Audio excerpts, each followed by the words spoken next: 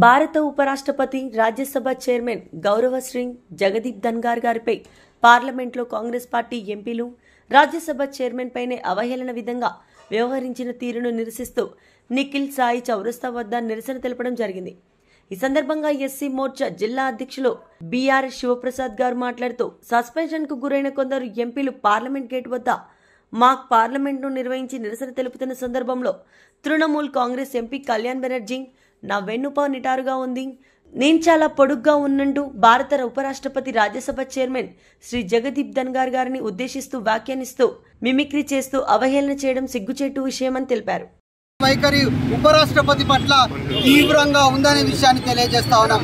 ముఖ్యంగా భారత రాజ్యాంగాన్ని, మన ప్రజాస్వామ్యాన్ని అవహేళన చేసే విధంగా ఈరోజు రాహుల్ గాంధీ గారు ప్రవర్తిస్తున్న విషయాన్ని మీ ముందుకు తెలియజేస్తా ఉన్నాం.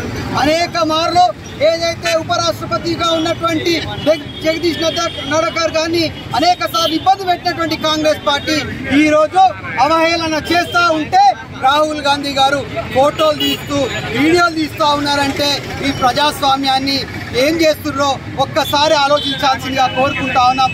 ఎవరైతే భారత పార్లమెంట్ మీద దాడి చేసిండ్రో వారికి మద్దతుగా తెలియజేస్తున్నటువంటి మీరు ఈరోజు ఏదైతే ప్రతిపక్ష హోదా గురించి మాట్లాడుతూ ఉంటే సిగ్గేస్తుందనే విషయాన్ని తెలియజేస్తా ఉన్నాం.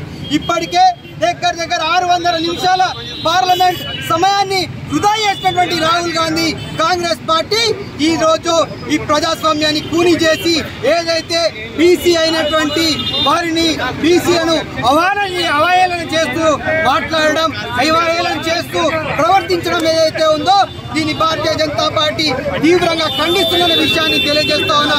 ఇలాగైనే వారు రాహుల్ గాంధీ గారు ప్రవర్తిస్తే రాబోయే రోజుల్లో కఠినమైన చర్యలకు భారతీయ జనతా పార్టీ ఉపక్రమిస్తుందనే విషయాన్ని తెలియజేస్తా ఉన్నా.